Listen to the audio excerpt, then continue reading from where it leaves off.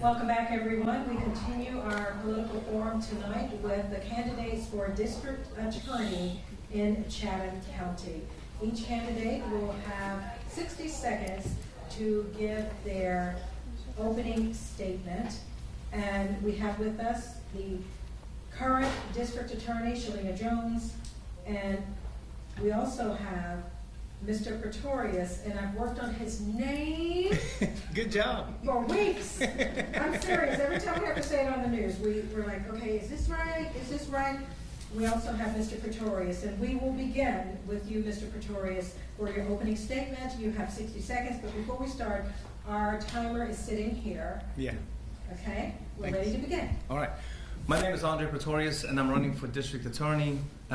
So when I was born in South Africa, and we grew up single mom raised. She raised 3 kids, and she was a domestic violence survivor. We moved here when I was 15. After I graduated high school, I became homeless. I eventually got help. I got a mentor. I got a job in construction. I learned myself how to be a mechanic, and all with that, I also put myself through school at night. I got my degree from Georgia State, then went on to law school. My first job out of law school was a construction, I left construction to work at the prosecutor's office in Hall County. It was a massive pay cut. I went from $120,000 down to $35,000. Just think, that's what a lawyer makes, right? And so I left that job to come work here in Savannah. I was actually going to go into the FBI and learned I was going to have to go back to Africa. And I was like, no, my wife's not going to like that. I appreciate you. Thank you very much. D.A. Jones. Good evening, everybody. Thank you for being here tonight. My name is Shalena Jones. I am a 22-year Georgia lawyer. I'm a mother, an activist, a minister. I am a voter and a citizen, much just like you. And for the past 4 years, I've been proud to serve as your Chatham County District Attorney. When I ran for this office in 2020, I ran for one reason, and that reason remains the same. I ran on a platform of justice for all, because I believe in that constitutional guarantee. And no matter what you believe, whether you're Republican, Democrat, white, black, gay, or straight, well, no matter what you believe, we can all agree on one thing, and that is that our criminal justice system doesn't work well for anybody. It is too slow. And it causes victims and defendants to suffer, and it causes taxpayers to spend too much money. It is unfair because it over-incarcerates black and brown people and poor and disabled people, and it's also ineffective because of all the money we put in our system, we're not any safer for it. We need changes to our system, we need reform, we need justice for all, and that's why I'm asking you to vote for me. That's your time, thank you. All right, so the questions here, some of them will be for both of you, some of them are sort of more individualized, so we're going to try to, it wasn't the original plan, so we're going to try to work with this here. Okay, we're going to start with D.A. Jones. First question is, how do you respond to the allegations of ethical misconduct raised against you by Mr. Pretorius? You have 1.5 minutes for your answer. Well, I try not to listen to Mr. Pretorius because I have found that most of his allegations and representations have only not been written by him, they've been written and made by other people. If what you are referring to, though, are the ethical violations concerning filings, I want to ensure all the voters in Chatham County that I am in perfectly good standing with the Board of Ethics. All of my disclosures have been filed and are available online for public view. And beyond that, I don't have anything else to say about that. And you'd have to be more specific about what violations he's alleging specifically. Thank you. Mr. Pretorius, given the allegations of ethical misconduct raised against you by the current district attorney, how do you respond to claims that by intervening in the drug trafficking case, you compromised evidence and the integrity of ongoing cases? You have 1.5 minutes. Yes, so I will tell you that that was not an ethical violation, that I was not involved in any drug trafficking case. The only thing I did was provide a legal opinion to officers who trust my opinion. I researched the issue and I gave them the opinion that they needed. Furthermore, I'm the only person sitting up here that does not have any ethical violations. I was not fined by the Georgia Board of Ethics. I was not sanctioned by a judge to say that I intentionally misrepresented facts to judges and to plaintiffs. So I will say, with all that, I never had an ethical violation, and I will continue to not have any ethical violations. May I respond to that? Would you like to respond? Yes, I would. Mr. Pretorius' response shows that he is not only unaware of his actions, but also unaware of what Georgia law is. The conduct that he did in the context of that case was that he not only spoke to and made representations, false representations to someone, and promised them authority that he did not have to make, he also reviewed the evidence in a confidential drug trafficking wiretap case, which is not only against the law, it's an offense for which he can be disbarred. And so if he says that that's not ethical, that means that he's not aware of Georgia law for attorneys. Just to respond to that, and briefly, the person was dead. There was no criminal case against them, and that was a consent. There was no wiretap in this case that I looked at. And that is false. And we are moving on to this next question. This is for you, D.A. Jones. Your office has received ethical complaints and staffing issues, as well as being criticized for giving generous plea deals to violent offenders. Can you speak to these criticisms? I'd like to call the question for a second, because when you say my office has received ethical complaints in regards to that question, what exactly do you mean? Because I'm not aware of any. No, these are not my questions. Okay. So I want to address that to Georgia Southern's assistant political science professor. These were questions that came from the community. Some Okay. of the things that community members had asked and wanted us to ask about. Okay, so justice requires that I am very specific about the information that I convey, because there is a lot of misinformation floating around out there about what's been said about my office. There have been no ethical complaints made against my office, particularly as it relates to plea negotiations, plea offers, or anything of that sort. It's hard for me to answer a question that's based on misinformation. So would you like to give me another question or rephrase it, or how would you like to do that? This is what we'll do with this question. We will move on. How about that? Sounds good to me. I think that's the best thing to do, and we're going to go now to Mr. Pretorius. Let us discuss the backlog cases after the pandemic. You previously claimed that 3,000 backlog cases were dismissed. When asked, you mentioned that you do not have a formal report to verify the numbers. Can you now provide independent verification of these numbers for voters? Yes, so the easy way to do that is when you go into the court system and the dockets that are run on that day, you can look at those dockets and you can verify which cases were dismissed and which ones were not. It's very simple to look at when you go through those, and so you can go through 3,000 cases and see how many of them were dismissed. It's just a random thing that you just go in, you look at dockets for that judge for that specific day, and you look at how many cases were dismissed. And I can tell you, those are the ones I researched. I didn't go any further than that.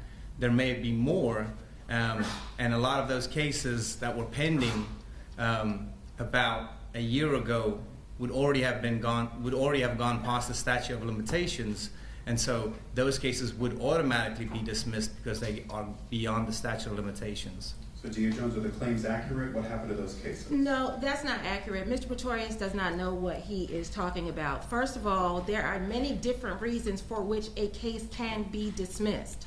And so for you to glibly say that 3,000 cases were dismissed, it doesn't make any sense. Are you saying 3,000 cases in one day, 3,000 cases in 4 years? If the case was beyond the statute of limitations, as you suggest, legally it would have had to be dismissed. Since the last debate and now, you have had ample time to produce the reports and the data you're referring to. The real answer is that you don't have it because it doesn't exist and it's a false claim. Thank you. All right, D.A. Jones. The DA's office has experienced high turnover to the point of concerns over appropriate staffing. How have you dealt with that, and what will you do going forward to create more stability in the DA's office? Interestingly, people talk about turnover in the DA's office, but we all know post-COVID that turnover and the lack of available employees was an issue everywhere across every industry, including SPD, which is down 112 officers. So getting back to my office, when leaders lead, they find innovative ways to do more with less. So here's what we did. We streamlined the processes of our office. I have advocated for my employees and my staff to get $6,000 one-time retention bonus. Thank you to our county commission for allowing me to do that after so many years. We advocate for a better quality of life. I give them a work from home or flex schedule to make their lives easier. And then I have an intake unit whose job it is to reduce their caseload so that we can bring them down from 600 to 800 felonies down closer to the 150 threshold that they're supposed to have. So these are all the things that you do to increase efficiency and do more with less. Thank you. Mr. Pretorius, you present yourself as a pro-police law and order candidate. Do you plan to do away with the progressive youth intervention programs to keep young people out of the criminal system? No, I am one of the persons who started the youth intervention programs that we have at that office, and those programs are still being used in that office. When I started there, we started first-time youthful offender diversion programs that had a 95% success rate. The reason we started those programs is because I used to have to deal with those things when I was younger. And when you find somebody a mentor, you find them a job, and you get them back in school, then they can become successful. And some of those individuals that we had going through that program, we had to move them out of the neighborhood where they were, find them a place, maybe a job corps, so that they can learn there and be in a safe environment. So those programs are still being run and will continue to run when I'm DA. The other thing with that is that the DA here will say that she created the Show Us Your Guns program. That idea actually came from something that I had already worked on while I was in recorder's court. And when they came to me and said, what program would you want to start? That's something that we do not currently have as a diversion program. That program was my idea to say, this is what we need to do. The only problem that I had with that program when it started was that there was no judicial oversight. The studies show continuously that to make a program successful, you have to have some judicial oversight, because an individual, especially a young kid, does not know the consequence of their action unless a judge sits there and tells them, like, this is what I can do if you don't comply with the stuff that we are doing. And so therefore, those programs would be more successful if you have judicial help. You're free to go ahead. Yes, may I respond? Once again, I'm not exactly sure what Mr. Pretorius, where he is or where his mind is, but he worked with me, he worked for me when I inherited this DA's office. I am very well aware of what programs were there and what he did and did not do. I can tell you, ladies and gentlemen, he did not do what he's telling you. Most importantly, when I took office, there's a caseload in the juvenile court called CHINS, Children's in Need of Services. My predecessor, whom he supported, completely didn't take those cases. We expanded that to identify children in needs of services first. Interventive help is how you prevent youth offenses. That is your time. Thank you. Mr. Pretorius, how would you have dealt with the high-profile cases involving Corporal Ringrist and Detective Woods? Very different cases and situations. But how would your DA office do things differently? Well, I can't speak to the facts of those cases because I do not know the facts of those cases. But in high-profile cases with police that involve police misconduct, what we used to do is make sure we had a police integrity unit that made sure that they looked at those cases. On top of that, you present those cases to a civil grand jury for them to determine what the facts are in the case, and if we, as the DA's office, should proceed with those cases. And once they determine whether we should proceed with those cases, you bring that immediately to the media and release the facts of those cases if they choose not to go forward, so that they know why the grand jury decided not to do that. And if they do choose to go forward with that case, you then present it to a grand jury with the evidence that you presented to them. May I respond? 30 seconds. Respectfully, Mr. Pretorius can't speak to the facts of that because he's never handled a felony case in our office, nor has he been responsible for reviewing cases involving police misconduct. Each case should be reviewed on a case-by-case basis, and each of them is legally and factually sensitive. You cannot make statements in the media because if those cases become pending criminal matters, you would be prohibited from doing so. Our office, the next thing that you do is triage every other case in your office to make sure that the misconduct of those officers does not compromise justice for every other case in the office. That's how you handle it. This question is for both of you now. What specific reforms do you believe are necessary to improve the criminal justice system in Chatham County? D.A. Jones, we'll start with you. One of the things that everybody knows in criminal justice, if you study this, is that you don't just prosecute the cases that come across your desk. The best way to reduce crime and prevent crime is to reduce the number of people who go into the criminal justice system, and on the back end, those who come out of the criminal justice system, you make it easier for them to segue back into society and get employment, access to housing, etc., so that they don't go back to the communities that they came from and reoffend. What we need to do in terms of reform, number one, is create more, invest in these communities. You can't have huge developers come here, throw up these buildings like the Plant Riverside project right next to the projects and not expect crimes of opportunity to occur. What you need to do is invest in those communities and create positive and healthy alternatives for our youth so that they have something to get engaged in other than crime. We need to be offering them education and intervention, conflict resolution skills, resources, and job training. And on the end, for those who have proven themselves to be rehabilitated and pay their debt to society, what you do is you expunge records and you make it easier for those who have demonstrated their worth to get jobs so that they don't have to go back to impoverished communities and reoffend. And that's the reform we need here in Savannah, and we have the money and the opportunity to do it in Chatham County. So let's get it done, and I hope to do that in the next 4 years. Mr. Pretorius, what specific reforms do you believe are necessary to improve the criminal justice system in Chatham County? Well, I would say this, the actual criminal justice reform here in Georgia started with Governor Deal. I was a big fan of his. I worked with his son over in Gainesville. The basis and the principle that you have to have with that is that you need to make sure that those that we are just angry with, those are the minor crimes that we have, that they get into the diversion programs, that they are the ones that we can rehabilitate, get them into the treatment that they need, and make sure that they become productive citizens by getting them jobs, by making sure that they end up back in school, whatever they need to do to be able to be productive again. The other ones that we have are the ones that we are afraid of. Those are the ones that we need to make sure that we focus our attention on, and those are the ones that we need to make sure that stay behind bars. Because if we as a society should not be afraid to live in a community where we are the ones as the citizens that have to live behind bars because we are afraid that they're going to come into our houses and shoot us. That's one of the things that we need to do to make sure that we reform the stuff that we're doing there currently and get the ones that are low-level crimes that we are just angry at and make sure that they are rehabilitated so that they can become productive citizens again. Thanks. And this next question is for both of you.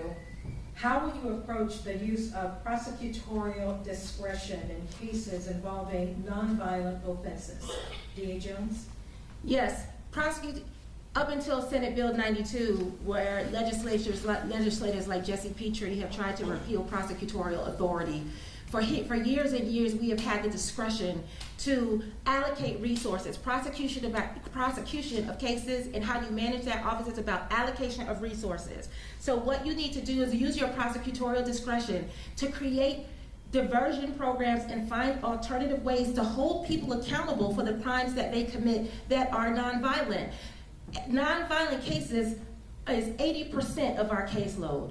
If we find a way to put people in programs, especially for drug possession and drug use, and put them in treatment programs so that they don't cycle back through the system, we can, for those who need anger management counseling or domestic violence counseling, or whatever the case may be, for those repeat shoplifters, put them in a training and a counseling so that they stop reoffending or address the underlying economic needs that cause them to shoplift. By handling the 80% of cases in our system that way, we can focus the majority of our resources on the remaining 20%, which are the violent crimes, the murders, and the serious violent felonies. And that's what my office has been working hard to do these past 4 years, because we want to make sure that we put our highest talent and resources and training to the cases that matter most to you and the cases that pose the greatest threat to our community. Thank you. And Mr. Pretorius, how will you approach the use of prosecutorial discretion in cases involving nonviolent offenses? Well, prosecutorial discretion is something that the Article 2 of the Constitution covers. As the district attorney, you have to make sure that you protect people and that you protect their property. So you have to take that into consideration because you are the person that is to make sure that the laws relating to those are enforced. But prosecutorial discretion comes down to whether your person sits there and believes that there is enough evidence to go forward with the case. That is the only thing that we have discretion over. We cannot just dismiss cases based on the charge. That will be a constitutional violation. That is something that we cannot do because that is left up to the legislature. We have to enforce the laws as they are. Now, to make sure that somebody gets a diversion, that is something separate. You can allow diversion because there's the statute that allows us to use diversion programs for those. That is not just prosecutorial discretion. What we do is making sure that those people that need treatment, those people that need to be rehabilitated, those people that need jobs, those people that need to be productive members in society, that they get the treatment and the rehabilitation that they need to be able to do that.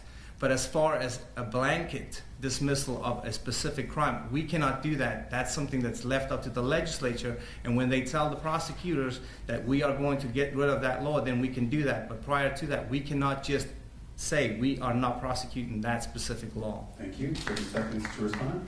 This is very critical because prosecutorial discretion really comes down to economic resources. You have to handle the most important cases first and the most dangerous cases first, and find a way to resolve it. We can't possibly prosecute every crime that's on the books in the state of Georgia. You do realize that. And when Georgia passed its anti-abortion law, that means that this guy wants to be in the seat to determine, you'll be deciding whether or not he is going to enforce that law. We don't have the resources to be putting doctors and women in jail because some legislature thinks it's the right idea. We need to be focusing on gang violence, homicide, rapes, and murders. And that's what I'll continue to do. Thank you. And I don't disagree with that statement. As I said before at the previous forum, that my wife and I had to through one of those decisions, and I do not ever want to have the DA sit in and be the person that I have to talk to make sure that my wife lives or if my babies live. Either one, that is a choice that we have to make with our doctor and with our pastor. So that is not something that I think is something that she can just say, oh, well, he's going to do that. No, I don't agree with that. Thank you. Mr. Pretorius, we say to you, how do you plan to address the intersection of mental health and substance abuse issues within the criminal justice system? Well, I would say we have a great system that deals with those things. We have mental health courts, we have drug court, we have DUI court, we have family treatment court. We have different court programs that deal with those specific issues. And like I said, the reason why those programs are successful is because you have judicial oversight over those. A judge is the one that can sit there and say, well, you're not complying with this, you're not complying with this. If you leave it up to an organization, they cannot handle that. And the reason those programs are 85 to 90% successful currently is because there is that oversight, and we can make sure that if something is needed immediately, that the judge can order that, whether it's treatment, whether it's sending somebody into a hospital, that can be done immediately. If you leave it with an organization, the problem that you have there is that they don't have that power, and they cannot just send someone out and put them in a mental health hospital or have that treatment provided to them. That has to be done by the judge, and it can be done immediately if that is part of a mental health court program, a drug court program. Okay, thank you. Tia Jones, how do you plan to address the intersection of mental health and substance abuse issues within the criminal justice system? Well, once again, having not dealt with felonies, Mr. Pretorius might not be aware of the fact that the drug court and mental health court are only available on the felony level. And in order for you to get into a drug abuse court or a mental abuse court program, you have to actually admit to the crime in order to get the treatment. But if someone's mental health or drug addiction problem caused them to commit the crime in the first place, shouldn't we be offering the counseling and the treatment on the front end of the criminal justice system rather than on the back end, wherein they have to, yes, they get treatment, but they also get a conviction? Be clear. We have to be innovative in creating programs and partnerships with mental health providers in our community, wherein when cases come into the system on the front end, we can identify that there are mental health needs and we can address them at that time, and then we start looking at the issue of liability and guilt, etc. But we have way too many people who cycle through our current jail system because of drug addiction and because of mental health, not just on the felony level, but on the misdemeanor level, and they're not getting the treatment treatment, they're staying in jail, and they're increasing taxpayer spend. So my proposal would be to make community partnerships with care providers and organizations to provide that treatment ahead of time on the front end of the justice system instead of the back end. And why haven't these things been done in the last 4 years? That's a great question. May I address this question? Absolutely. Go ahead, go for it. My office has built partnerships and has a list of mental health care providers that we run through victim witness. Same ones we had. No. You asked the question. Same ones we had. You let me finish. You let me finish. The question, I have the floor, reclaiming my time. My office has a list of mental health care providers that I have generated. They weren't, whether you did them or not, I have created them. And I connect victims and witnesses with those mental health care providers. And those partnerships actually need to continue. My question for Mr. Pretorius would be, what did he do when he was in office? Nothing. I wasn't in office. Oh, Thanks. really? Mr. Pretorius, No. let's stop right here. I have the floor. Let's stop here. Mr. Pretorius, I'm giving you 30 seconds to respond. Yes, so these are the same programs that we've had, and we've worked with the county to make sure that those programs are still there, the same providers are still there. We've gotten new people to work those programs, make sure that we have gateway available, we have bed space available, and so those evaluations were done. The problem is that some of these cases are lasting way too long. People are sitting in the jail. By the time the case comes up and they're ready to be, they've been declared competent to sit for trial, they wait and wait. And then they decompensate again, they have to be sent right back. And that's what's currently happening at that office. We are going to continue because we want to get in a couple more questions before your closing statements, all right? So the next question, how will you ensure transparency and accountability in your office's operations and decisions? D.A. Jones, will begin with you. One of the first things that I made sure we did when I came into the office was to create an interactive website. And one of the hardest things to do for a district attorney's office is to both do the work and narrate the story of what they're actually doing. We have a public information officer that helps us with that. I have been a guest on the podcast and local shows of many people in this room who have allowed me a platform to speak. Unfortunately, it's very hard to get through the media because though we create press releases about convictions that we win that have significance to the community, channels like outlets like Savannah Morning News or the Current won't pick them up because they want our citizens to read the sexy headlines. So how do we get around that? We get around that by making sure that we create our own social media page, which is what we've worked very hard to do, and that we have our own messaging and training citizens to actually listen to us. We found that that is a struggle and an uphill battle, but that's something that we have to continue to develop. The other thing I want to say right here, because I don't think the community is aware of this, prosecutors, unlike regular lawyers and unlike police officers and other professionals, have a special rule, it's called Special Rule 3.8, that limits what a prosecutor can say in public about a case. So it's not that we're not being transparent. Our rules of ethics and conduct keep us from making comments about cases pending in our office. Thank you. Mr. Pretorius, how will you ensure transparency and accountability in your office's operations and decisions if elected? Yes, so as I've been working in the county attorney's office, I deal with most of the open records requests, and I know what the law is on that and what you need to release.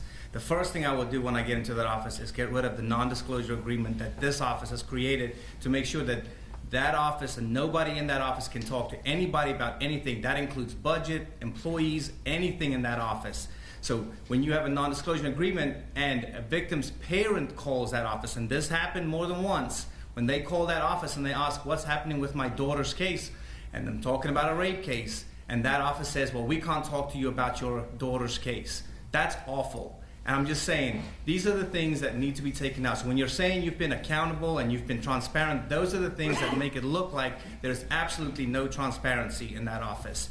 On top of that, there are no statistics that come out of that office. There are no things that come out of the office to show what are we actually doing. The only time anything came out of that office is to show that they had acquitted or dismissed or reduced 27 of 40 murder cases with a 32% conviction rate on murders in this county. And that used to be a 95% conviction rate. It's down to 32%. Thank you. 30 seconds to respond. There's so many mistruths in that response, I don't even know where to start. But let's talk about the non-disclosure agreement, because I'm an attorney and I drafted it and I ran it through several other district attorneys. Mr. Pretorius might not be aware of this because he has not had to deal with this issue. Anybody who's read the plain language of that non-disclosure agreement knows what it applies to. This is the second largest law firm in Chatham County, and as a law firm, we have to protect our CIs, our victims, and we have to protect certain the credibility of our cases so that people who do not have a need to know don't get that information. Thank you so much. Last question. Here we go. Mr. Pretorius, we'll start with you. How do you plan to work with local law enforcement agencies to enhance public safety while respecting community rights? Yes, so with law enforcement, we used to have prosecutors that were assigned to precincts. And the thing that you need to understand with those cases is that you always have turnover in the law enforcement department. So you'd have new investigators, new detectives, new police officers that have to handle these cases. And what you want to do is put a prosecutor in there so they can train them, so they can understand what the cases are, help them with the studies behind it, the case law behind it, so that they understand why they are doing those cases and what's important in those evidentiary findings. On top of that, we also had 24-hour on-call prosecutors that would answer phone calls. I was one of those. And so when they come out on the scene and they needed somebody, they would call and say, hey, can I get some information on this? Can you explain this to me? What do I do with this? Do I get a search warrant for this? Those are the things that we used to do with law enforcement. And to make sure that they understand that we do not want bad cases in our office. We want to make sure that everything that we bring in has the evidence that we need to go forward with that case. And when they do find cases that are bad on the street, that they do not go and arrest somebody on those charges, because they understand that that is not what the law intends and that's not what the law is. So you want to make sure that they do not put those people in jail for those charges. And so that when you have that issue, you create more of a trust with the community when the officers are doing what they're supposed to be doing and they have input from the DA's office. Thank you. DA Jones, how do you plan to work with local law enforcement agencies to enhance public safety while respecting community rights? Much of what Mr. Pretorius just mentioned is actually still going on in our office, but when I took over, I strengthened that. We do cross trainings with the police department, with our ADAs. We have weekly staffings with the homicide unit, special victims, property crimes, etc. at the front end. We created an intake division so that we can triage felony cases and important cases to our community at the front end so that we know how to indict them. I've sent a memo to all police departments letting them know that I expect a full investigative police file on my desk within 120 days after the charge is made, so that we're not getting to the day of trial and don't have all the evidence in the case. And so by creating these strong partnerships at the front door of a case, we've also been able to improve our relationship with the officers and the detectives at SPD. We also started a trigger puller program where we identify those cases with people those shooters who are connected to multiple cases. And so we have been as transparent as we can be in building relationships with local law enforcement. That will continue. We still go out to the scene and respond to homicide. So the same way your police officers are out there, our ADAs are out there advising them on the law and the legality of the case and the collection of facts. And all of those practices will continue to be strengthened, and we'll keep doing that in the next 4 years of my term. It is time now, ladies and gentlemen, for our closing statements from our candidates for District Attorney of Chatham County. We will begin with DA Jones. And you have 1 minute for your closing statement. I'm running again for District Attorney because our citizens deserve experienced leadership with demonstrated executive skills on day one. Aside from having been an attorney for 22 years and have worked in this office, I had more experience than my opponent when I left the office as an ADA 10 years ago. I am qualified to not only try felonies, but also supervise lawyers in the trial of felonies and case assessments, etc. I can balance a budget and have managed our budget of more than $12 million. I have created community vision, but at the end of the day, I am the only candidate who has sat through this debate and others, who has a proven plan for achieving justice. Mr. Pretorius has run his entire platform on me. And I am here to say that I didn't run and pursue this office for power, for policy, or for political fame. I am the candidate for the people, and that's why I'm asking you to send me back to the courthouse on November 5th. Mr. Pretorius, your closing statement. Thank you, and thanks to everybody for coming out tonight. My opponent will say that she's doing all these things, but the problem is when you look at the statistics and you look at the actual crimes, that is not what is occurring. For 3 years, we didn't see anything that was happening in that office, and cases were being dismissed, murders were being dismissed and acquitted. And the problem that we had is that you can look at the most recent Ellis Square shooting, where you had 5 of the individuals that were shooters who were out on felony, not just 1, not just 2, some of them had 3 felony bonds in those cases. Most of those cases were because they didn't indict those cases within 90 days. On top of that, one of those individuals had shot 2 people in City Market, got 2 years in jail, a month later shot 11 people. He had other pending cases, he had other felony pending cases that were never prosecuted and were dismissed. I'm just saying that look at the facts of those 2 cases. 5 of the 7 people were out on that, and I would not have that happen because we as prosecutors have an ethical obligation to file motions to revoke bond. That is your time, sir. Look at Thank Mr. Eric you. Street, please. To tell the truth. T.A. Look at Jones, Mr. Eric Street, Mr. please. Pretorius, thank you so much for Just joining saying. us for tonight's forum. Just We saying. appreciate you for being here. Thank you. Tell And the ladies truth. and gentlemen, Tell the truth. we're going to I take am. another 5-minute break, and we are getting very close Go look at to it. That is the truth. ending tonight's forum. Those Thank you so much. Go look at it. That's, you know that's not true. It is true. I have each one of their records. You want a bag? You know that's not true. I'll put on my Facebook for you tomorrow. Personally, The I'll put it on. last time you said that, I went back and checked. Go look That at is Eric not Street. true. Go look at Eric Street. You know Eric Street? I met him and his dad when they were little. When he was first living to the court system. I will show you. I will put it out there for you. And I'll copy you. I will copy you. I'm going to show you. Just show you. I'll show you. I know.